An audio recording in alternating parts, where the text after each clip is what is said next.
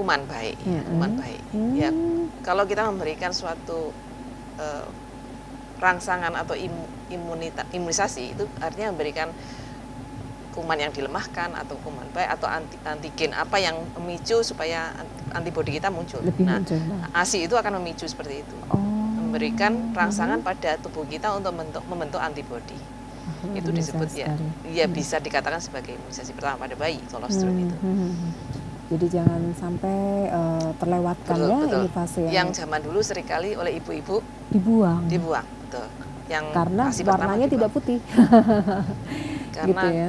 Kadang kuning atau kental atau seolah-olah sudah lama sehingga harus dibuang. Padahal itu yang penting sekali. Iya, mudah-mudahan untuk saat ini sudah tidak ada lagi yang begitu ya, karena mungkin informasi tentang kolostrum ini sudah sedemikian luasnya dan neneknya juga mungkin sudah lebih tahu gitu ya, calon ibu juga sudah lebih paham sehingga kolostrum itu is the best, first ya, makanan pertama bagi bayi yang harus diberikan dan diterima oleh bayi itu.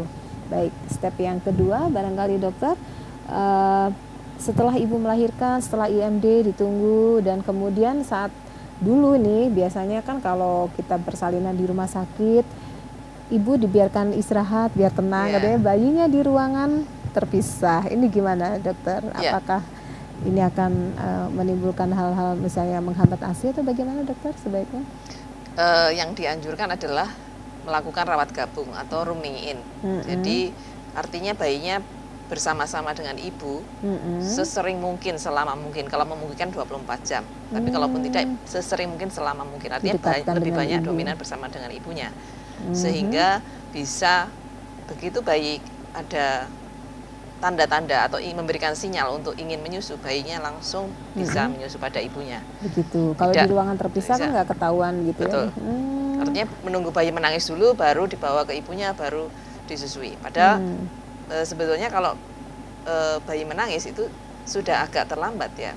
Oh, jadi sudah ada tanda-tanda sebelumnya ya? Sebetulnya sudah ada. Begitu bayi bergerak, kemudian mencari-cari begitu, mulutnya membuka, kemudian miring, kepalanya menengok-nengok, mencari, menjilat, mengemut tangan atau memasukkan tangan ke mulut, itu adalah salah satu tanda untuk bayi. Jadi kalau udah menangis sudah agak telat. Sudah agak telat. Jadi kenapa rawat gabung itu penting? Karena ibu biar mempelajari. Ya. Kadang-kadang memang ada beberapa ibu yang saya lagi capek, istirahat dulu, mau istirahat dulu.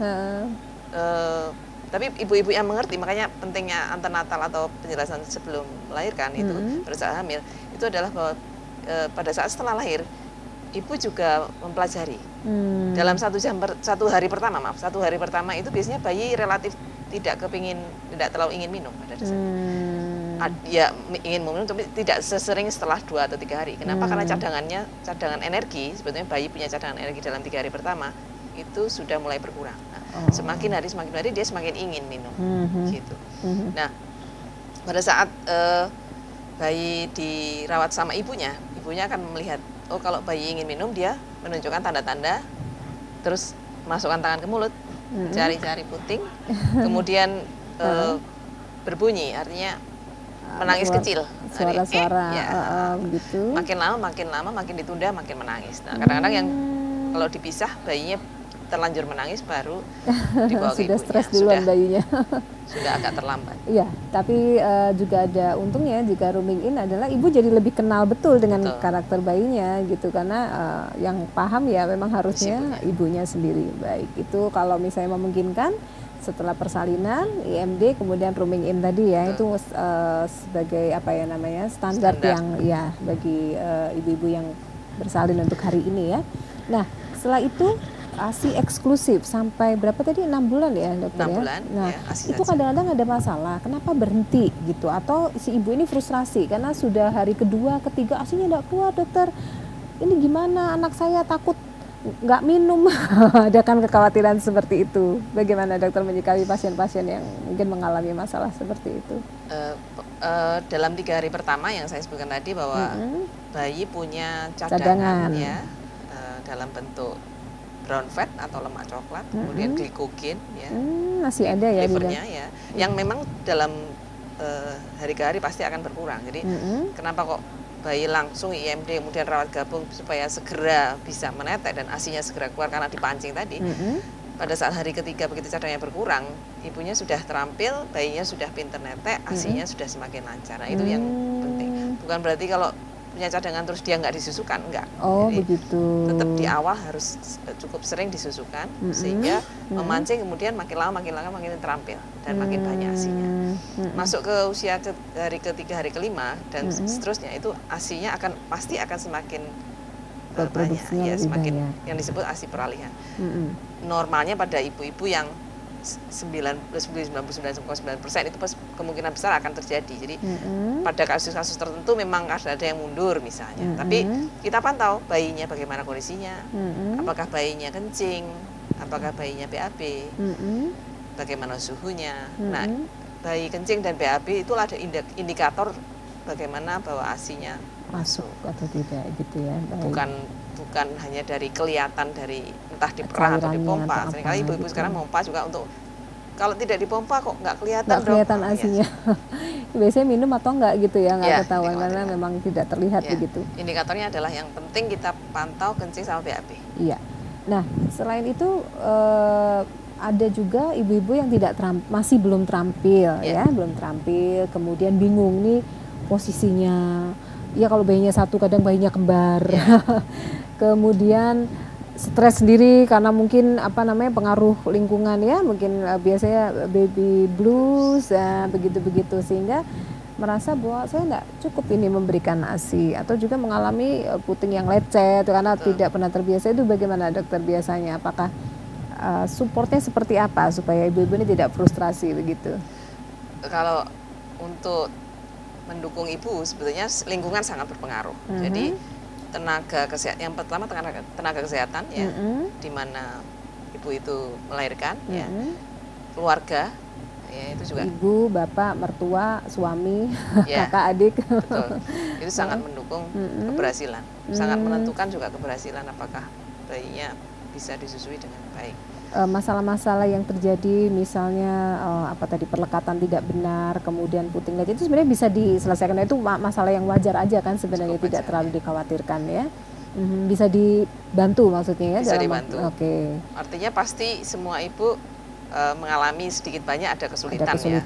Baik kadang-kadang anak kedua karakternya juga tidak selalu sama dengan yang pertama, itu pasti juga ada.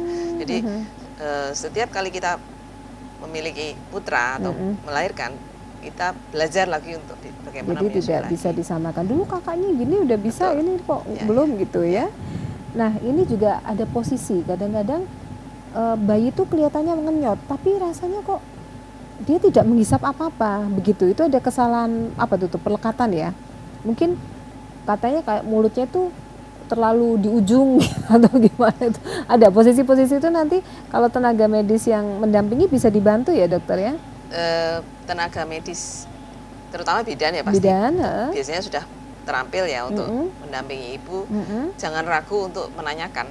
Saya ingin dibantu, minta dibantu. Iya, karena kalau terlalu ujung juga katanya cairannya kurang keluar, tetapi kalau terlalu hidungnya terlalu masuk kasihan juga bayinya nggak bisa nafas. Ada ya. Perlekatan itu memang kunci yang penting untuk bagaimana bisa mendapatkan ASI. ASINya bisa keluar dengan bagus ya. Prinsipnya memang harus memasukkan areola itu daerah sekitar puting ya, sebanyak mungkin ke dalam sehingga bayi akan menghisap bukan hanya di ujung, bukan hanya pada puting tapi harus areola atau payudara lah, agak masuk pada ke dalam areola mulut. ya, sehingga puting itu tidak terjepit ya, sehingga tidak nyeri. Luka itu biasanya. Yang bikin puting lecet karena seringkali kalau bayinya menghisap pada puting saja. Nah, ini memang kalau ibu-ibu yang sudah berpengalaman mungkin paham yang kita bicarakan ya. Mungkin bagi ibu-ibu yang muda, makanya mungkin baru menjadi ibu atau calon ibu mungkin perlu menanyakan hal ini ya, lebih detail kepada tenaga medis yang ada di sekitar, juga bisa menanyakan. Biasanya kita ada komunitas ibu-ibu kan sekarang di komunitas-komunitas online juga banyak ya, informasi itu bisa didapatkan sebanyak mungkin. Baik dokter, kita break dulu, nanti kita akan lanjutkan kembali. Saya Ellen Pratiwi, masih akan segera kembali dalam Plong Apa Kata Dokter malam hari ini setelah Anda ikuti yang berikut ini.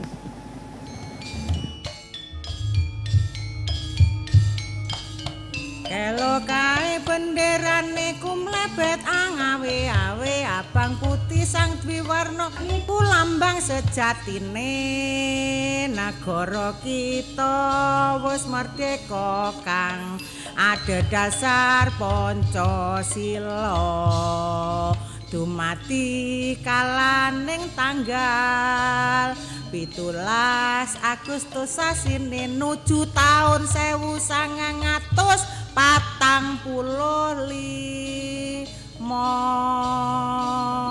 merdeka.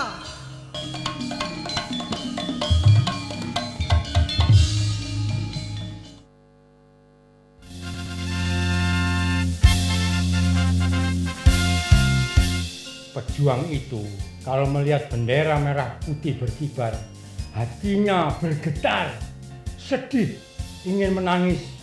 Juga ada rasa bangga yang luar biasa di dalam dada.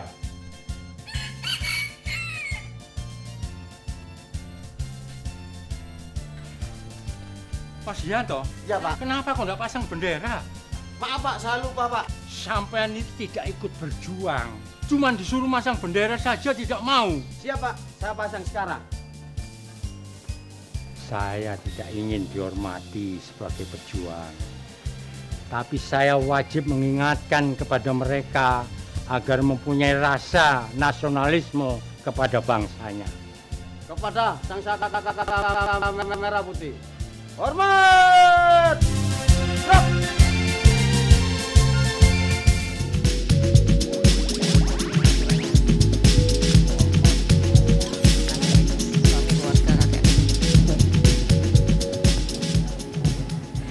Ya, Plong, apa kata dokter? Anda ikuti kembali dari TVRI Pro 2 Jawa Timur, kerjasama dengan Rumah Sakit Ibu dan Anak Kendang Sari dan Kendang Sari Mer.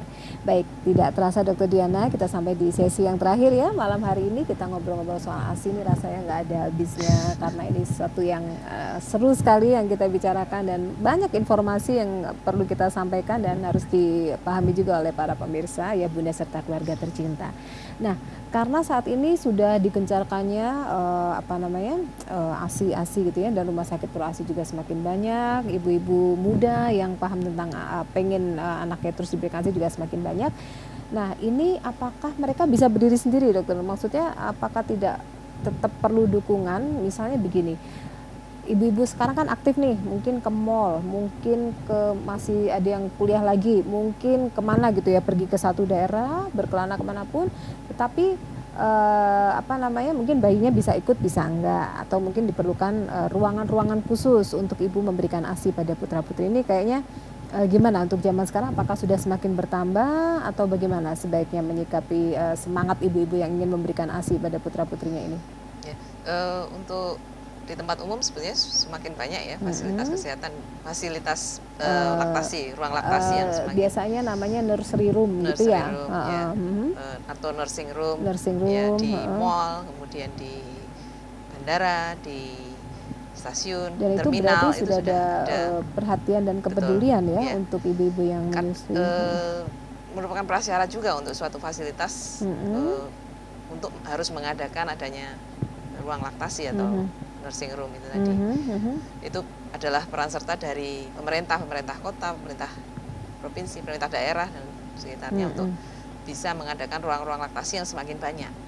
Syukurlah, juga di tempat kerja sebetulnya. Jadi nah, ini kalau tempat kerja ini kan macam-macam ya. Jadi memang buru-buru pabrik itu yang kadang-kadang iya, yang mayoritas pekerjanya perempuan, kadang-kadang mungkin karena ruangan terbatas atau mungkin lebih diprioritaskan untuk kepentingan produksi satu produk, sehingga hal-hal seperti ini agak kurang diperhatikan barangkali ya dokter. Sebetulnya ada undang-undang yang melindungi, undang-undang ketenagakerjaan, maaf saya lihat, tahun 2013 nomor 13 yang menyatakan bahwa pasal 83 menyatakan bahwa ibu-ibu yang menyusui harus diberikan kesempatan untuk menyusui bayinya apabila memang diperlukan di tempat kerjanya dari institusi atau perusahaan tempat mereka bekerja. Itu ada di undang-undang. Jadi memang setelah cuti 3 bulan kan tetap harus memberikan ASI ya, dan itu tidak bisa ruangan yang sembarangan begitu, misalnya di toilet itu kan banyak maaf mungkin terkena infeksi virus atau saya tidak tahu apa di situ kurang sesuai ya. Memang harus ruangan khusus ya dokter ya. Syaratnya seperti apa? Apakah cukup ruangan seperti kamar begitu atau ada prasyarat khusus? Memang ada sebetulnya yang ideal, misalnya ada apabila ibunya memerah, sebetulnya bisa dengan tangan sih, tidak harus dengan ada pompa gitu. Pompa bisa pompa tanpa listrik bisa, tapi idealnya memang ada tempat duduk, kemudian cuci tangan, kemudian kalau ibunya ternyata memerah dengan pompa yang menggunakan listrik ya colokan listrik. Begitu. Listrik. Iya. Artinya gini, yang mungkin perlu dipegang atau diingat bahwa memang kalau waktu bekerja ibunya itu harus memerah sesering mungkin, dan itu kadang-kadang tidak begitu disadari oleh teman-teman dan atasannya untuk bahwa ibu ini perlu memerah. Padahal investasi dari seorang ibu yang menyusui itu investasi jangka panjang, termasuk bagaimana ibu itu akan bisa memiliki anak yang sehat, sehingga jarang ibunya tidak masuk kerja, tidak perlu mengantar anaknya ke dokter misalnya. Itu yang perlu disadari oleh terutama tempat kerja ya, pemilik kerja ya, sehingga perlu mendukung untuk keberhasilan. Iya. Dan biasanya untuk ibu-ibu bekerja ini mungkin yang mengalami mungkin sudah hafal, mereka menyimpan botol-botol untuk menyimpan ASI, ada botol khusus, botol kaca itu ya dokternya, atau di plastik-plastik mereka simpan, mereka bawa pulang. Dan ini bisa dilakukan ketika bekerja, maksudnya karena ibu menyusui ini kodratnya memang mengeluarkan ASI terus ya, begitu ya. Mudah-mudahan semakin banyak para pemilik perusahaan yang memahami hal ini, karena itu adalah kesempatan bagi seorang ibu untuk memberikan yang terbaik untuk putra-putrinya ya. Kemudian untuk ASI yang diperah itu berapa lama bisa bertahan sebenarnya dokter, yang disimpan oleh ibu-ibu biasanya dalam botol-botol atau plastik itu? Kalau untuk ibu bekerja misalnya memerah kemudian menyimpan, hanya memerlukan termos ya, termos es itu ya, kemudian mungkin es batu dimasukkan dalam plastik, kemudian 24 jam tahan. Masih tahan ya. Jadi begitu tidak pulang, harus itu bisa diberikan kepada artinya anaknya. Tidak harus di dalam tempat menyusu atau perusahaan atau tempat kerjanya itu harus ada kulkas, tidak harus. Istilah kalau kerennya sekarang cooler bag atau termos. Saya dulu juga menggunakan termos dengan ada es batu untuk pendinginnya, itu 24 jam bisa. Kemudian setelah itu di rumah langsung apabila memungkinkan disimpan di kulkas, ya, bisa lebih tahan lebih lama. Selama penutupannya betul ya dokter ya, gimana cara merawatnya itu? Misalnya ASI kan sudah bagus-bagus nih, tetapi ternyata tempat menyimpannya atau kurang bagus tuh gimana? Sebaiknya dokter sarankan apa? Kalau yang dianjurkan memang botol kaca. Botol kaca ya. Botol kaca dengan tutup. Oke, itu bisa didapatkan dengan mudah mungkin sekarang dokter? Iya, mudah. Cukup botol banyak bekas ya. selai, bisa. Botol yang botol kaca ya, yang kaca. Selai. Kenapa mesti kaca dokter? Kalau yang plastik kan sekarang banyak kemasan plastik, resikonya? Risiko penggunaan terkontaminasi yang, begitu. Oh, begitu. Jadi memang disarankan yang kadang-kadang tidak food grade, yang kita tidak tahu apakah plastiknya itu bisa bahan kimianya tercampur ke dalam ASI-nya. Nah, itu malah berbahaya nanti ya kalau tercampurin. Dan kalau kaca mencucinya juga lebih gampang, lebih kelihatan bersih begitu ya. Benar-benar bisa dibersihkan sampai tuntas begitu. Tidak perlu direbus dulu ini botol kacanya ini dokter untuk. Boleh kalau untuk perawatannya botol kacanya dicuci, kemudian disteril juga bisa. Direbus dengan air. Baik, kemudian untuk biasanya dukungan apa lagi yang perlu diberikan kepada seorang ibu yang sangat bersemangat untuk memberikan ASI-nya? Kadang-kadang supaya yang ibu ini tidak merasa sendirian gitu. Kadang-kadang selain tadi ruangan untuk ibu menyusui juga semakin diperbanyak, kemudian di tempat kerja juga diberikan kesempatan untuk itu. Yang dari lingkungan sendiri misalnya dari keluarga ini apa yang bisa diberikan apa dokter? Yang mendukung terutama pengasuhnya nanti. Jadi pengasuhnya itu yang kadang-kadang kalau kita memberikan ASI dengan metode yang dengan botol dan dot, itu kadang-kadang bayinya mengalami kesulitan kemudian tidak mau netek. Ada juga seringkali kejadian bahwa bayinya menjadi kesulitan menetek lagi apabila bayinya sudah terbiasa dengan botol dan dot. Oh, ya, begitu. Yang disebut bingung puting. Bingung puting, ya, karena beda gitu ya. Makanya untuk persiapan bayi yang ibunya kemudian bekerja, itu sebaiknya siapa yang mengasuh nanti belajar untuk memberikan ASI dengan tidak menggunakan dot, tapi menggunakan cangkir atau dengan sendok. Oh begitu. Nah ini biasanya kan agak repot ya, kalau cangkir sama sendok ini biasanya mungkin babysitter lebih gampang menggunakan celep gitu. Ternyata itu nanti malah membuat bayinya risiko lebih tinggi apabila bayinya menggunakan dot untuk terjadi bingung puting. Jadi nggak mau nyusul lagi gitu ke ibunya. Oh ada risiko itu ya. Baik-baik. Nah oke, baik, selama pembicaraan kita tadi dokter mungkin bisa kita ulang lagi ya, bahwa tidak hanya dalam rangka Pekan ASI sedunia aja yang barusan diselenggarakan tanggal 1 sampai dengan 7 Agustus yang lalu, tetapi pentingnya ASI ya bagi bayi dan juga untuk kesehatan ibunya rupanya juga ya, untuk supaya bisa tetap memberikan apa ini namanya yang terbaik begitu. Nah dan apa kira-kira benang merah yang bisa disampaikan kepada para pemirsa di rumah dokter untuk tema kita malam hari ini? Jadi Pekan ASI tahun ini mengambil tema sebetulnya yang kalau dari tema sedunia itu dia mendukung sebagai kunci dari sustainable development. Sustainable development itu adalah kelanjutan dari mungkin kalau ibu-ibu atau bapak-bapak di rumah tahu Millennium Developmental Goals ya. Jadi itu adalah suatu tujuan global ya. Jadi menyusui atau ASI ini adalah salah satu kunci untuk keberhasilan bukan hanya personal, bukan hanya anak kita saja, tapi untuk nation atau negara bahkan global sedunia. Jadi siapapun kita, baik tenaga medis, awam, keluarga, ayah, ibu, nenek kakek maksudnya, nenek kakek, tante, om, adik atau tempat kerja, atasan, teman-teman sekerja, penentu kebijakan, kemudian tenaga medis terutama, tenaga kerja yang berada sekitar dengan ibu dan bayi, itu punya peran masing-masing untuk mendukung ini. ASI menyusui itu suatu hal yang personal kan. Saya menyusui bayi saya itu, saya ingin anak saya sehat, cerdas, berakhlak yang baik, bermental kuat ya. Itu memang satu personal. Tapi bukan hanya sekedar itu. ASI itu bahkan nasional, bahkan global. ASI itu personal, bahkan tapi juga global. Kalau kita memberikan ASI, kita urun atau menyumbang terhadap keberhasilan generasi ke depan. Betul. Jadi jangan menganggap kalau menyusui kita hanya menyusui untuk anak kita, peduli untuk pada anak kita sendiri. Betul. Dalam Sustainable Development Goals itu bahkan dibahas bahwa memberikan ASI itu eco-friendly. Jadi kalau diberikan tidak ASI berarti kan diberikan susu formula.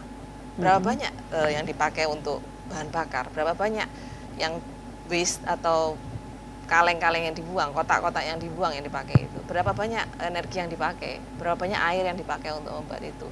Mendukung sanitasi. Jadi ASI itu segala hal itu sangat mendukung dari sisi apapun dilihat dari sustainable development. Makanya itu untuk suatu negara ini adalah waktunya untuk bisa memasukkan ASI itu sebagai salah satu program yang penting untuk kemajuan dari perkembangan. Tidak hanya bagi bayi kita sendiri, tetapi juga untuk kepentingan kedepannya, untuk kebersihan masyarakat dan sebagainya. Baik, Dokter, terima kasih banyak temanya malam hari ini sangat menarik dan mudah-mudahan generasi ASI ke depan ini bisa menciptakan better world gitu ya. Baik, kita akhiri dulu ya Dokter. Terima kasih banyak sudah hadir di TVRI Pro 2. Akhirnya sampai di sini dulu acara Plong Kata Dokter malam hari ini di TVRI Pro 2 Jawa Timur bersama saya Ellen Pratiwi. Terima kasih untuk Rumah Sakit Ibu dan Anak Kendang Sari dan Kendang Sari Med. Dan setelah ini Anda bisa ikuti acara musik kontemplasi bersama Tasya. Saya Ellen Pratiwi undur diri, kita jumpa lagi 2 minggu mendatang. Assalamualaikum warahmatullahi wabarakatuh. Selamat malam.